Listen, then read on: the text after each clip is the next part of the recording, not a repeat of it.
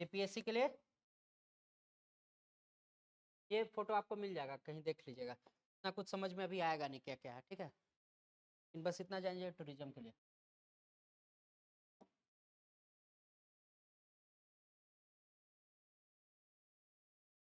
इसी के लिए करें।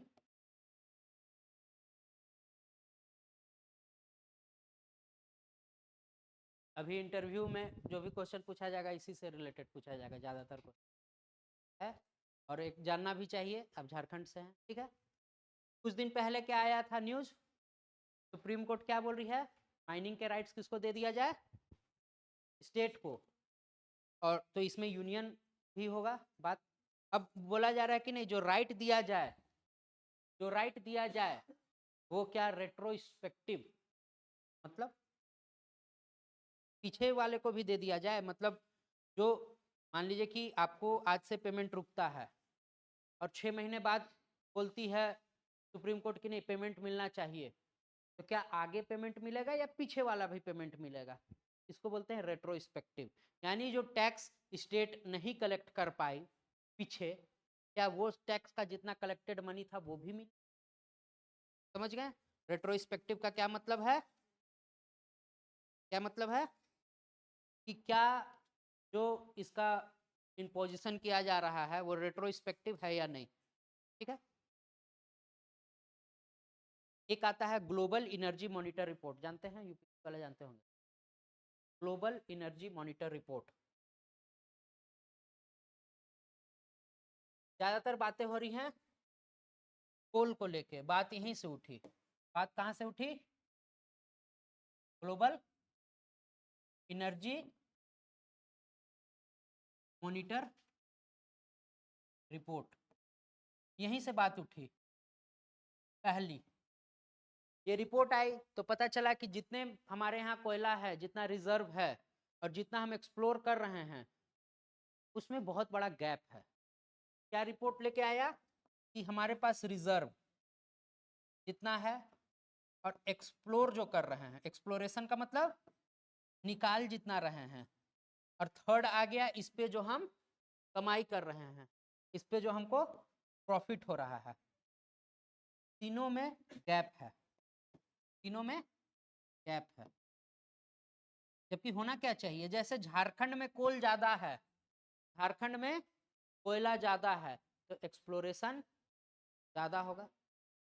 अब एक्सप्लोरेशन का मतलब निकालना, माइनिंग करना, और माइनिंग अगर ज्यादा होगा तो झारखंड को प्रॉफिट भी ज्यादा होना चाहिए।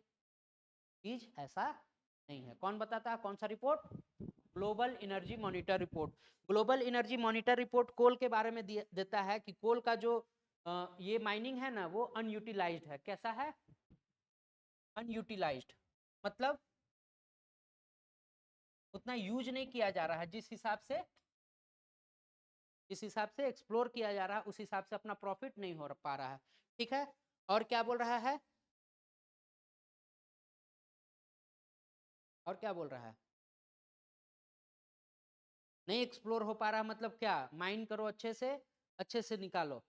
माइनिंग में कार्बन एमिशन होगा, माइनिंग में कार्बन एमिशन होगा। नेट जीरो जानते हैं आप क्या है? क्या नेट जीरो?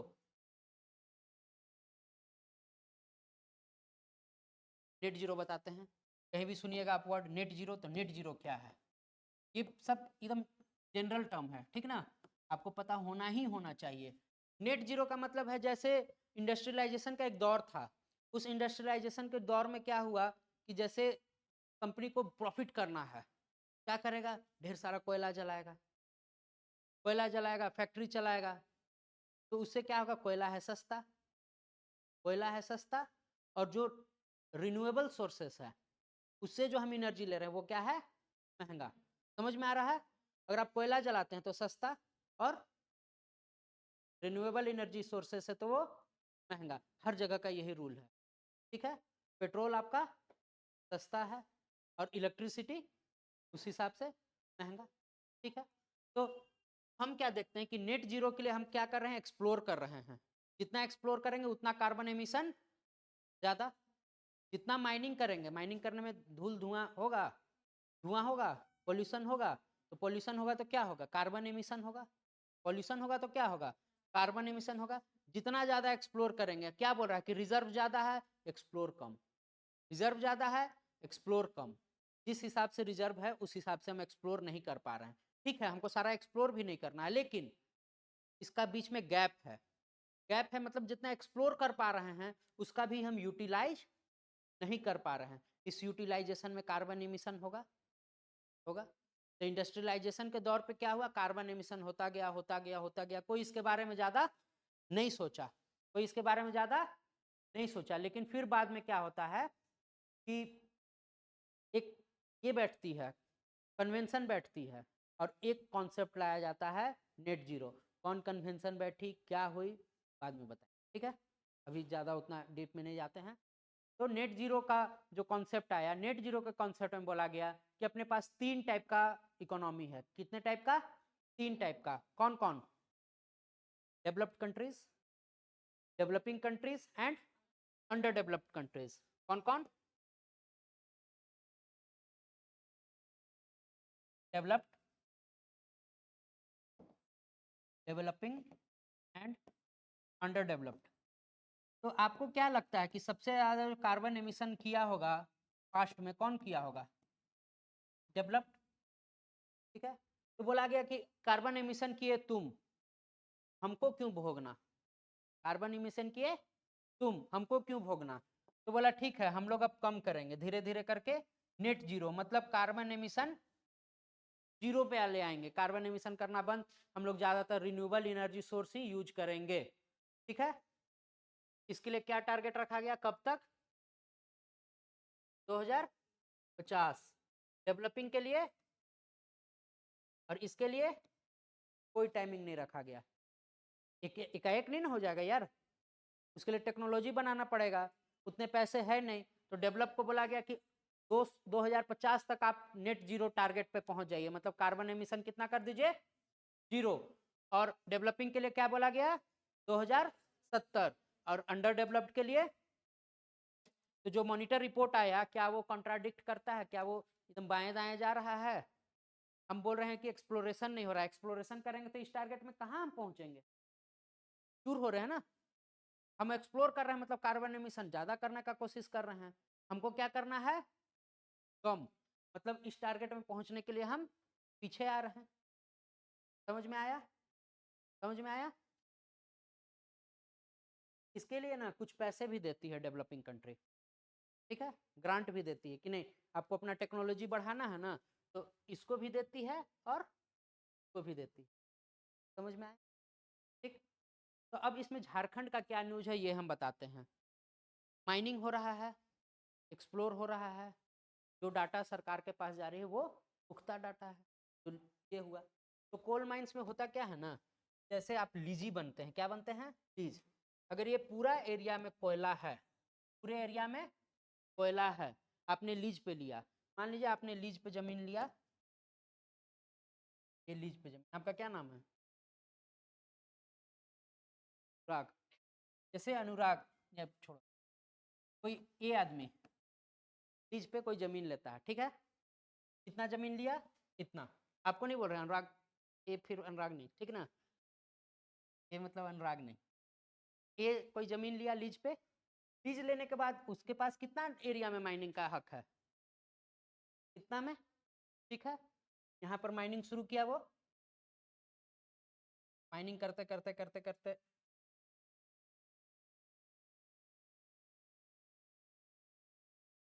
क्या कर सकता है, ऊपर से दिख रहा है, नीचे से कोयला चल गया, तो क्या है, लीगल माइनिंग है। इसी कारण आपका एग्जाम्पल नहीं लिए, फिर बोलेगा कि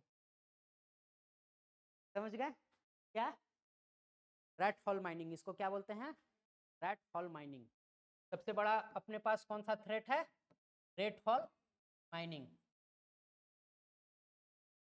इस गैप का बढ़ने का सबसे बड़ा कारण क्या है, रेट हॉल माइनिंग। समझ में आया। अब एक और आदमी गया बी, बीज के लिए, इसको ये तो उसको मिल गया था, हाँ रेड हॉल माइनिंग हो गया है। बी इस जमीन को खरीदा, तोड़ना शुरू किया, पता चला उर्वरक बन गए हैं, है ना। तो इस कॉन्सेप्ट को तो ये भी इजी हुआ। मान लो कि ये गवर्नमेंट के थ्रू सीसीएल गया, बी सीसीएल है, बीसीसीएल है, वो जब करने गया तो क्या हुआ, कुछ दूर माइनिंग किया और जमीन जैसे तो खोखला हो गया है, तो क्या होगा, फंस जाएगा। क्या बोलते हैं, लैंड सब्सिस्टेंस।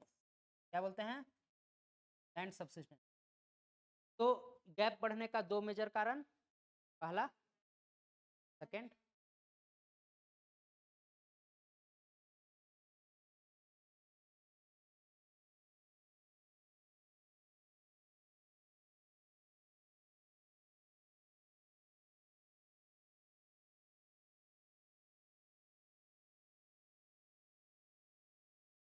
सरकार इसको कंट्रोल करना चाहती है, सरकार इसको कंट्रोल करना चाहती है, तो उसके लिए कोई एक्ट, एम, कौन सा एक्ट, एम एक्ट, बहुत इंपॉर्टेंट है। झारखंड का जो तैयारी कर रहे हैं JPSC, very very important, MMDR act, mines and minerals development act, mines and minerals development and education, कब आया, किस लिए आया, इन्हीं सब चीजों को कंट्रोल करने के लिए, कि माइंस और मिनरल्स का जो एक्सप्लोरेशन हो रहा है उसको कंट्रोल करने के लिए, ठीक है। इसमें क्या क्या किया जाता है, स्टेट गवर्नमेंट को ज़्यादा पावर है। स्टेट गवर्नमेंट क्या बनाती है, रूल्स बनाती है। किस लिए रूल बनाती है, स्टेट गवर्नमेंट रूल बनाती है, किस लिए, माइनिंग, ठीक ना, एक्सप्लोरेशन और ट्रांसपोर्टेशन, इन्वेंट्री, इन्वेंट्री का मतलब स्टोरेज, इन्वेंट्री का मतलब स्टोरेज, फैक्ट्री के टर्म में बोलेंगे तो क्या बोलेंगे, इन्वेंट्री, ठीक है। और इलीगल माइनिंग को रोकने,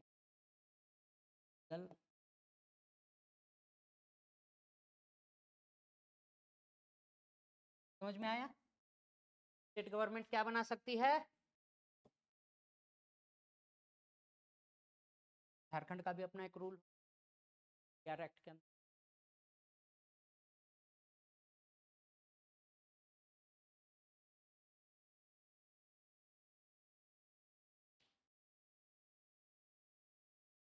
कोल के बारे में चर्चा है, तो कोल इंडिया का कितना रैंक है वर्ल्ड, इंडिया का कितना रैंक है वर्ल्ड में, second largest producer of coal in world is India, ठीक है। इसमें भी सबसे ज़्यादा कोल कहाँ है, झारखंड। ये जो बेल्ट है गोंडवाना बेल्ट, क्या, ज़्यादातर झारखंड एंड छत्तीसगढ़, और नीचे जो उड़ीसा वाला पार्ट है, ये जो ट्रांजिशन पार्ट है, वेस्ट सिंहभूम दिख रहा है, कहाँ है वेस्ट सिंहभूम, कहाँ, झारखंड के सबसे नीचे,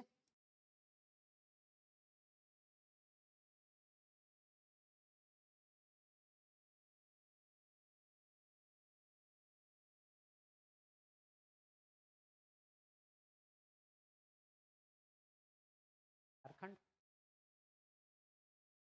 वेस्ट सिंहभूम,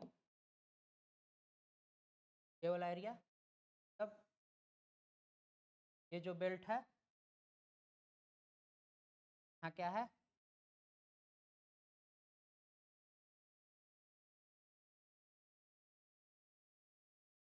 सर छत्तीसगढ़,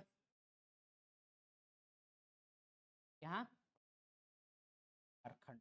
तो ये जो बेल्ट है, इस बेल्ट का क्या नाम है, कौन सा, गोंडवाना, ठीक है। एक यहाँ कोयला है, साथ ही साथ यहाँ क्या है, और हरवाड़ बेल्ट भी है यहाँ, गोंडवाना बेल्ट एकदम पूरा मुफ्त में नहीं होता, छोटा छोटा पैचेज में, छोटा छोटा पैचेज में है, इस एरिया में पैचेज में है। किस में है? पैचेज में। ये किस में है? पैचेज में। और ज्यादातर क्या है? धारवाड़। धारवाड़, धारवाड़ बोले तो कौन सा? Iron ore. टाटा कहाँ है?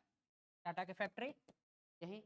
आयरन ओर का भी सबसे ज्यादा रिजर्व यहाँ, और गोंडवाना बेल्ट होने के कारण कोल की भी अवेलेबिलिटी ज्यादा है। दूसरा अपने पास झारखंड में, ये हम इंडिया के परस्पेक्टिव में लिए, झारखंड के परस्पेक्टिव में देते हैं तो सबसे बड़ा बेल्ट कहाँ पास है? धनबाद, कोयला नगरी। क्या है? कोयला नगरी। इन टर्म्स ऑफ एरिया देखें तो ये है, लेकिन रिजर्व के टर्म में देखेंगे तो धनबाद वाला एरिया। ठीक है, अब धनबाद से है यहाँ सटा, ये कौन सा है? वेस्ट बंगाल। रानीगंज, रानीगंज आसनसोल सुने हैं? तो ये धनबाद के बाद जाइएगा तो इधर क्या आ जाएगा? रानीगंज आसनसोल। ये पूरा बेल्ट, ये पूरा बेल्ट कौन सा बेल्ट है? गोंडवाना बेल्ट। इसमें धारवाड़ पैचेज में है। इस वाले बेल्ट में धारवाड़ में, गोंडवाना बीच बीच में पैचेज में है। ठीक है, तो एक ये हो गया। और बड़ा बेल्ट कौन हो गया? रिजर्व के क्षेत्र में बड़ा बेल्ट कौन सा है? धनबाद बेल्ट, है ना? Damodar river valley belt, Damodar river valley सबसे बड़ा बेल्ट इंडिया का कोल प्रोडक्ट में। समझ में आया? कहाँ है? धनबाद, बोकारो वाला एरिया, और नीचे आ जाएंगे तो हम आसनसोल, रानीगंज वाला एरिया। वेस्ट बंगाल दिख रहा है, झारखंड दिख रहा है, मैप में देखिएगा। ठीक है, तो इन एरिया में है, तो ज़्यादा इंपॉर्टेंट होता है झारखंड के लिए। पहला कोल माइन कौन सा? पहला कोल माइन कौन सा? किशन रानीगंज। ये देखे, किशन रानीगंज, इंडिया का सबसे पहला कोल माइन रानीगंज। फैक्ट है, लिखिए, आएगा इनको एपीएससी वाले। First coal mine Raniganj. सबसे बड़ा belt Damodar river valley belt in terms of serve. सबसे बड़ा belt in terms of area, ज़्यादा एरिया में फैला है। कोयला थोड़ा कम भी हो चलेगा, लेकिन एरिया में जो फैला है वो नीचे वाला बेल्ट है ना? गोंडवाना बेल्ट। गोंडवाना बेल्ट धारवाड़ ज़्यादा है। मिनरल्स में ऐसा भी नहीं है कि एकदम एब्सोल्यूट हम बोले ना, कोई भी चीज़ नहीं, ऐसा नहीं कि आयरन और ख़त्म हुआ और कोल मिलना शुरू हो गया, नहीं, मेटल वगैरह मिलते रहता है। सर यूरेनियम वगैरह भी मिलता है जो रेडियो एक्टिव सब्सटेंस है, ढेर सारा चीज़ मिलता है। ठीक है, तो एकदम बाइस्ड नहीं हो जाना है कि एकदम गलत बता दिए सर, ये ऐसा नहीं। ऐसा नहीं कि ये लाइन पे ख़त्म हुआ और यहाँ से कोयला मिलना शुरू, फिर ये लाइन पे ख़त्म हुआ लाइमस्टोन मिलना शुरू, नहीं। सब मिनरल है, जो ज़्यादा है उसके लिए वो फेमस। और कुछ?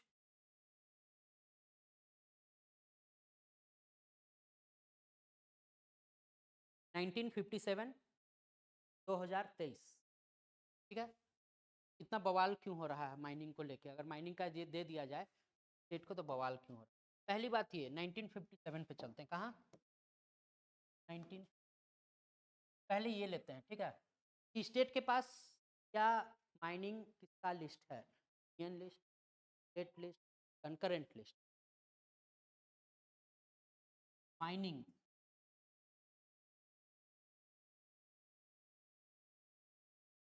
स्टेट लिस्ट,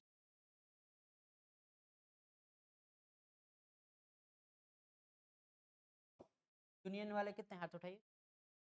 यूनियन लिस्ट में है कौन कौन? नहीं है लिस्ट में, तो समझो कौन काम कर सकता है, पैसा आएगा कौन ले सकता है? यूनियन कर सकता है, यूनियन ही करता है। स्टेट कर सकता है, स्टेट ही करता है। तो कंकरेंट क्या है कि यूनियन भी कर सकता है और स्टेट भी कर सकता है। कंकरेंट क्या है? यूनियन भी कर सकता है और स्टेट भी कर सकता है। तो कौन से लिस्ट में? कंकरेंट। कौन से लिस्ट में? कंकरेंट। ठीक है, यूनियन लिस्ट में है एंट्री नंबर, स्टेट लिस्ट में है एंट्री नंबर। ये यूपीएससी वाले बस एंट्री नंबर याद रखेंगे, बाकी एपीएससी को एंट्री नंबर याद रखने का जरूरत नहीं है। एपीएससी वाले सिर्फ ये याद रखेंगे यूनियन स्टेट दोनों में है, ठीक है, यूनियन और स्टेट दोनों में है, बट नॉट इन ज्यादा पावर किसके पास, स्टेट के पास। ज्यादा पावर किसके पास, समझ में आया? झारखंड में कोल है, इसका ज्यादा पावर किसके पास, स्टेट के पास, झारखंड के पास, ठीक है। छत्तीसगढ़ में कोयला है, उसका पावर किसके पास, छत्तीसगढ़ के पास। समझ में आया?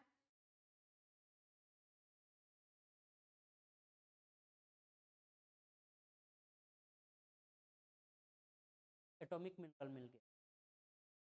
स्टेट में दो टाइप का, ये एक मेजर मिनरल, एक माइनर मिनरल। मेजर बोले तो जो ज़्यादा है, जो ज़्यादा है, ठीक है। स्टेट क्या चाहेगी, कोयला निकालना, सोना निकालना। झारखंड में सोना तो बहुत कम। झारखंड गवर्नमेंट क्या चाहेगी कि सोना पे करो खनन, पूरा स्वर्ण रेखा पे देखो कहाँ कहाँ सोना है, नहीं, क्यों, माइनर मिनरल है। स्टेट बोलेगी कि जितना माइनिंग करेंगे पता चला सोना बहुत कम निकला, क्या बेनिफिट, उससे अच्छा निकालो कोयला। कोयला खान में हीरा भी निकलता है। वो मेजर है या मिनरल, मेजर है या माइनर, माइनर। कोयला तो ढेर सारा निकलेगा, हीरा एक निकलेगा, दो निकलेगा। तो यूनियन क्या बोलती है कि तुम रखो कौन सा मिनरल, मेजर, और हम रखते हैं माइनर, ठीक है। समझ में आया? दोनों क्यों है, ये क्या चीज का माइन करेगा, माइनर मिनरल का, ये मेजर। सेकेंड, एटॉमिक मिनरल, जानते हैं एटॉमिक मिनरल क्या है, क्या, जैसे जिस जो रेडियो एक्टिव है ना, तो ज़्यादातर रेडियो ये एटॉमिक है, ठीक है। तो एटॉमिक मिनरल जैसे यूरेनियम वगैरह हो गया, मिलता है यूरेनियम जादूगोड़ा झारखंड का नीचे वाला एरिया में, सिंहभूम। वो कौन माइन करती है, झारखंड का। क्यों, क्योंकि एटॉमिक मिनरल,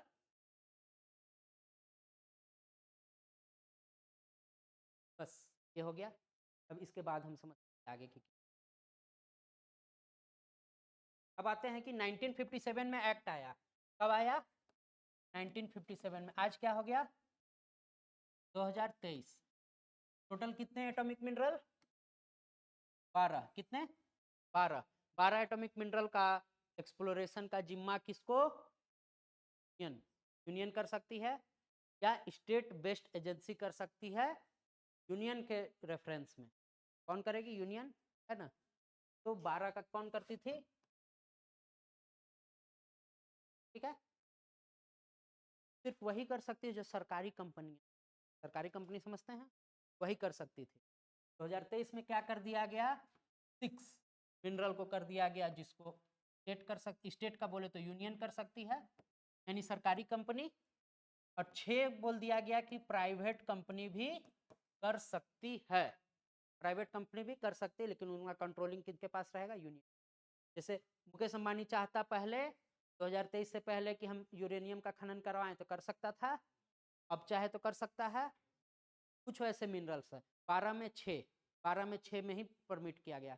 क्या क्या है देख लीजिए, ज़्यादा इंपॉर्टेंट नहीं है, बस इतना जानना है कि 6, ठीक है।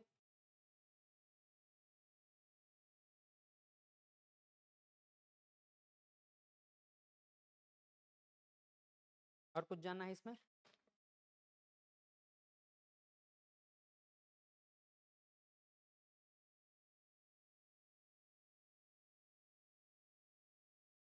ये बात कहाँ से उठा, अब ये बताते हैं, ये बात कहाँ से उठा। ज़्यादा सब ठीक है ना, मुश्किल से 15 मिनट और, 10 मिनट और, ठीक है। बात उठा 1989, कहाँ, अब केसेस के बारे में आते हैं, ठीक है। ये रेट्रोस्पेक्टिव है या नहीं है, क्या केस चल रहा है, इसके बारे में आते हैं। क्या,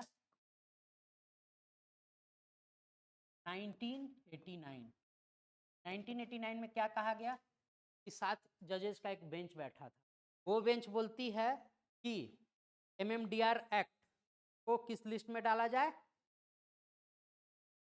MMDR एक्ट को, एक केस हुआ आज जज उसमें बैठे, MMDR एक्ट को किस लिस्ट में डाला जाए? किस लिस्ट में? यूनियन लिस्ट में। स्टेट को क्या मिलेगा?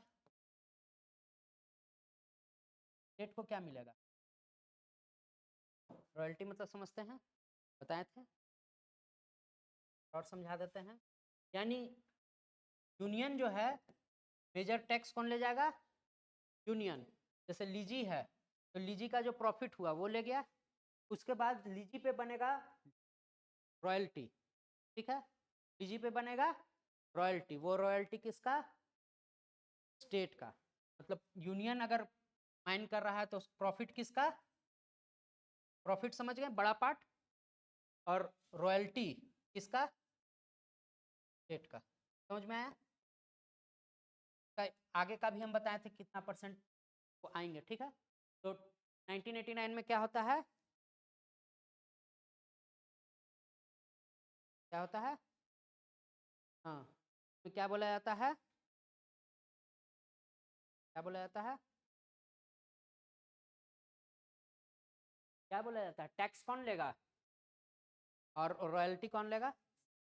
है एक प्रोविजन में देखिएगा ना, तो एक चीज लिखा हुआ है। क्या लिखा हुआ है?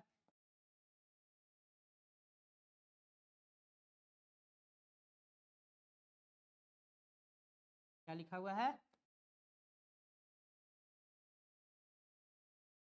लिखा हुआ है, ठीक है। फिर अगला केस होता है 2004 में। कब होता है? 2004 में। इसी को लेके किसके पास जाना चाहिए? कब होता है? 2004 में। तो बोला जाता है कि अरे यार, इसका तो फैसला हो गया था। का फैसला 1989 में ही हो गया था, अब क्या है? तो क्या होता है कि नहीं, फैसला तो हुआ था, लेकिन जो एक्ट लिखा रहा था ना, उसमें गलती हो गया। क्या हो गया? गलती हो गया, टाइपिंग मिस्टेक। क्या हो गया? टाइपिंग टाइपिंग मिस्टेक पे कितना दिन चल रहा है पूरा। क्या टाइपिंग मिस्टेक हो गया पूछा गया, तो बोला कि नहीं, हम यहाँ आर लिखने वाले थे। क्या लिखा गया? क्या लिखने वाले थे? आर। क्या लिखा गया? आरंट। क्यों? स्टेट बोली कि हमको तो कोई टैक्स ही नहीं मिलता है। स्टेट बोली कि माइनिंग होता है, माइनिंग पे हमको कोई टैक्स नहीं मिलता है, and royalty aren't A type of tax. 2004 में केस हुआ, और 2004 में फिर केस में क्या फैसला आता है कि हम क्या लिखने वाले थे? आर। क्या लिखा गया? आरंट। ठीक है, इतना बड़ा गलती। तो टाइपोग्राफिकल मिस्टेक या टाइपिंग मिस्टेक।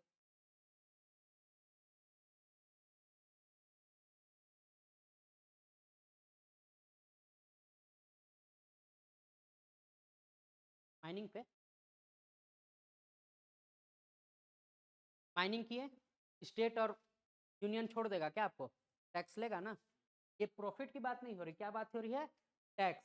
प्रॉफिट को आप मान लीजिए, जो प्रॉफिट यहाँ लिखे यूनियन का, तो पहले ज्यादातर माइनिंग क्या कौन करती थी? सरकार करती थी या प्राइवेट कंपनियां? सरकार। तो प्रॉफिट किनको जाता था? सरकार को। अब के केस में लिखेंगे तो प्रॉफिट नहीं लिख के यहाँ क्या लिखेंगे? टैक्स। समझ में आया? ये हम आपको इस कारण समझाएं कि पहले क्या था। तो कोई भी क्या चाहेगी कि ज्यादा से ज्यादा प्रॉफिट, यूनियन चाहती होगी ज्यादा से ज्यादा प्रॉफिट। अब लीज में दिया जाता है, पहले सीसीएल है तो सीसीएल ही माइन कर रही है पूरे एरिया को, कोई प्राइवेट नहीं आता था, बहुत कम।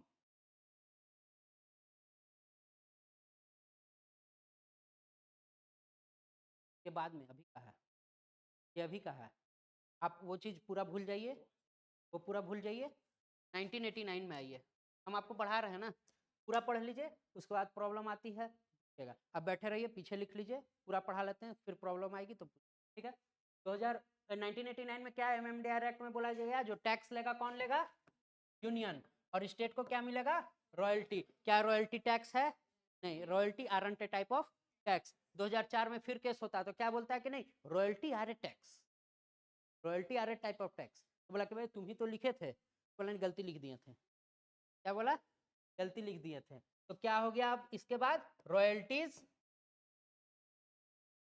Royalties are a type of tax.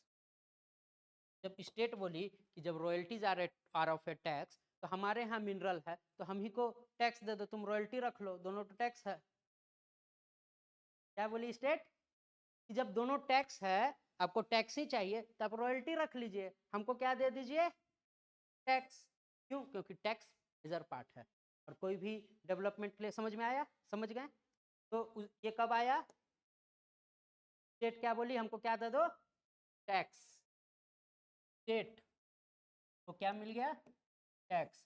Union को क्या मिल गया, रॉयल्टी। ठीक है। अब आप बोल रहे थे कि मेजर माइनर मिनरल कब से आया? 2004 में आया। जो मेजर मिनरल माइन करेगा, टैक्स हो जाएगा ना, टैक्स बड़ा पार्ट है ना, बड़ा पार्ट लाने के लिए क्या माइन करना पड़ेगा, कोयला या हीरा? समझ में आया? समझ में आ गया? कंफ्यूजन दूर हुआ? ठीक है, समझ गए? 2015 में आई है, 2015। समझ में आया इतना? 2015 में फिर अमेंडमेंट किया गया, किसमें, MMDR एक्ट में। क्या अमेंडमेंट कर दिया गया कि अब ऑक्शन होगा। क्या होगा? ऑक्शन। ऑक्शन समझते हैं? IPL का ऑक्शन देखे होंगे ना, वैसा ही ऑक्शन होगा, जो जितना पैसा दे रहा है। ऑक्शन पहले कैसे होता था पता नहीं चलता था, लेकिन अब जो ऑक्शन होगा वो कैसा होगा, ट्रांसपेरेंट, मतलब पारदर्शिता रहेगी ऑक्शन में, हम जो ऑक्शन कर रहे हैं वो सही है गलत है। ठीक है। सेकेंड, डिस्ट्रिक्ट मिनरल फेडरेशन बनाया जाएगा। क्या बनाया जाएगा? District mineral federation. पढ़ाए थे आप लोग को डिस्ट्रिक्ट मिनरल फेडरेशन यूपीएससी में, डिस्ट्रिक्ट मिनरल फेडरेशन। ठीक है, मतलब मिनरल पे हम ध्यान रखेंगे, उसका बही खाता बनाएंगे, क्या है नहीं है सब कुछ। इसका कौन रहेगा chairperson? IAS of DC, DC of district. क्या बनाएगा? District mineral. और क्या बनेगा? National mineral exploration trust.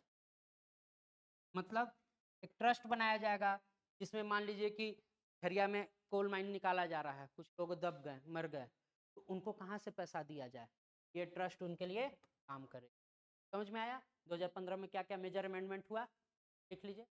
Auction को ट्रांसपेरेंट करा जाएगा, डिस्ट्रिक्ट मिनरल फेडरेशन बनाया जाएगा, और नेशनल मिनरल एक्सप्लोरेशन ट्रस्ट बनाया जाएगा। क्या आपको लगता है डिस्ट्रिक्ट मिनरल फेडरेशन होने से स्टेट की पावर बढ़ गई?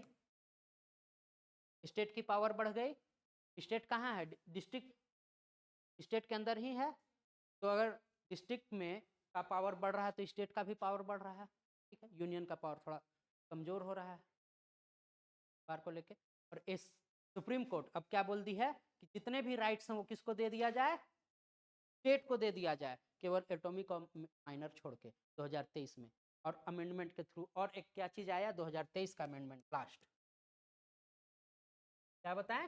पहले कितना था, कितना था, 12 क्या, एटॉमिक मिनरल। अब कितना हो गया, अभी भी 12 है, लेकिन 6 का एक्सप्लोरेशन यूनियन या स्टेट अपने हिसाब से कर सकती है। यूनियन प्लस स्टेट भी कर सकती है या यूनियन अकेला भी कर सकता है, लेकिन इसको करने के लिए 6 को करने के लिए क्या चाहिए, सरकारी कंपनी, पब्लिक अथॉरिटी। ठीक है। और इसको करने के लिए प्राइवेट भी कर सकती है। ऐसा नहीं कि इसको पब्लिक नहीं कर सकते, सरकारी नहीं कर सकते, लेकिन प्राइवेट भी कर सकती। समझ में आया?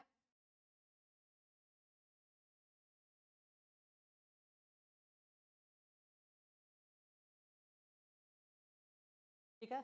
2023 में एक चीज और आया, टैक्स कौन लगाएगी,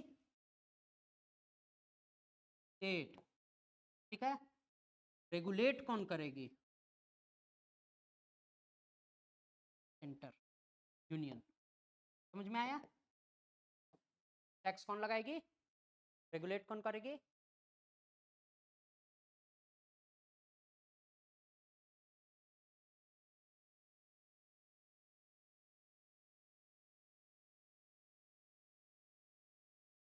लास्ट पॉइंट तो छोड़ देंगे आज।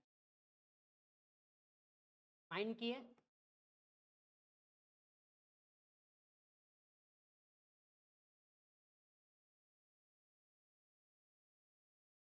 दो टाइप का माइन किए, माइनिंग एंड मर्चेंट माइनिंग। बहुत हार्ड हो रहा चीज, नहीं समझ में आ रहा? बहुत हार्ड हो रहा, नहीं समझ में आ रहा कि आ रहा? माइनिंग दो टाइप से किया जा सकता है, या तो कैपेटिव माइनिंग। कैपेटिव माइनिंग जैसे घर में आप खाना बना रहे हैं, किसके लिए बनाते हैं? के लिए। होटल में खाना बना रहे हैं, किसके लिए बना रहे हैं? दूसरों के लिए, है ना? वही हो गया कैपेटिव माइनिंग। मतलब माइनिंग कर रहे हैं किसके लिए? खुद के लिए। मेरी कोई कंपनी है, मेरी कोई कंपनी है या फिर कोई भी टाटा स्टील है, टाटा स्टील अगर माइनिंग कर रही है, किसके लिए कर रही है? तो वो माइनिंग करके निकालेगी और टाटा स्टील में यूज करेगी। समझ में आ रहा है? टाटा ने लीज पे एक जमीन लिया, क्यों लिया? अपने लिए, कि टाटा स्टील में माइनिंग करेगी, मतलब जमीन पे माइनिंग करेगी, उसका कोयला टाटा स्टील ले जाएगी और वहां यूज करेगी। That type of mining is known as, ठीक है। एक कंपनी ऐसी है जो माइन की और उसको बेच दी, तो उसको बोलते हैं मर्चेंट माइनिंग, ठीक है। तो मर्चेंट माइनिंग के लिए रख दिया गया कि आप सेल कर सकते हैं, कितना? मर्चेंट माइनिंग यार सेल के लिए ही तो वो रखा है, कोयला निकालेगा सेल करेगा, अपना यूज थोड़ी ना उसको करना है, कोई फैक्ट्री वैक्ट्री कुछ नहीं है उसके पास, वो बस निकाला और बेच दिया। कैपेटिव माइनिंग में टाटा स्टील जैसी कंपनी क्या कर सकती है? या तो सेल्फ यूज कर सकती है। फॉर एग्जाम्पल 100 kg तो बहुत कम है, 100 टन निकला कोयला, ठीक है। टाटा स्टील निकाली, एक्सप्लोर की, उसको चाहिए 80 टन ही, 80 टन ही चाहिए, तो 20 टन क्या करेगी? बेच देगी। बेचना नहीं है अलाउ कि है? बेच भी सकती है, क्या कर सकती है? सेल भी कर सकती है, लेकिन एक लिमिट था कि अगर आप 100 टन निकाल रहे हैं ना, मान लो 40 टन यूज हुआ टाटा स्टील में, कितना बेचेगी? 100 टन निकाला कोयला टाटा स्टील अपने लीज से, 40 टन यूज किया, 60 बच गया, तो 60 बेच देगी, ठीक है। तो इसका मैक्सिमम लिमिट रखा गया 50% तक ही आप सेल कर सकते हैं, मैक्सिमम। कितना? 50। या तो आप सेल मत कीजिए, कोई जरूरत नहीं है, लेकिन मैक्सिमम कितना सेल कर सकते हैं? 50% तक ही। तो ये था, तो कैपेटिव माइनिंग धीरे धीरे कम हो रहा था, कैपेटिव माइनिंग कम हो रहा था। कैपेटिव माइनिंग कम होगा ना, तो इलीगल माइनिंग ज़्यादा होगा, क्योंकि जो मर्चेंट कंपनी चाहेगी जितना निकाल लो, है ना। टाटा स्टील क्या चाहेगी? जितना हमको यूज है उतना ही। तो किसको प्रमोट किया जा रहा है? किस माइनिंग को? कैपेटिव को कि मर्चेंट को? और इस लिमिट को मूव कर दिया गया, तो हटा दिया गया कि अब आप या तो सेल्फ यूज कीजिए, या बेचना है तो सेल कर सकते हैं, लेकिन ये लिमिट जो था 50% का, ठीक है। सब कुछ सही है, लेकिन ये जो 50% का मैक्सिमम का लिमिट था, इसको हटा दिया गया। मतलब आप कैपेटिव माइनिंग कीजिए, जितना आपका यूज है यूज कीजिए, और फिर सारा बेच दीजिए। तो क्या कर दिया गया? एबोलिश, एमडीआर एक्ट में 2023 का अमेंडमेंट पता चला, 2015 का अमेंडमेंट पता चला, और 2004 का अमेंडमेंट पता चला, और 1989, और कब बना? 1950। सब कुछ क्लियर? ठीक है, थैंक यू। बता रहे हैं, बता रहे हैं।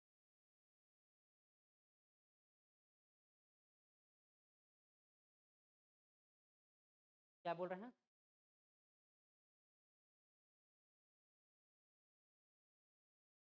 ये 23rd कितना बता रहे थे? ये भी 2015 का था, और इसके बाद ये जो बता रहे थे 2004, और ये जो बता रहे थे ये भी कहाँ का अमेंडमेंट है? 2023 का।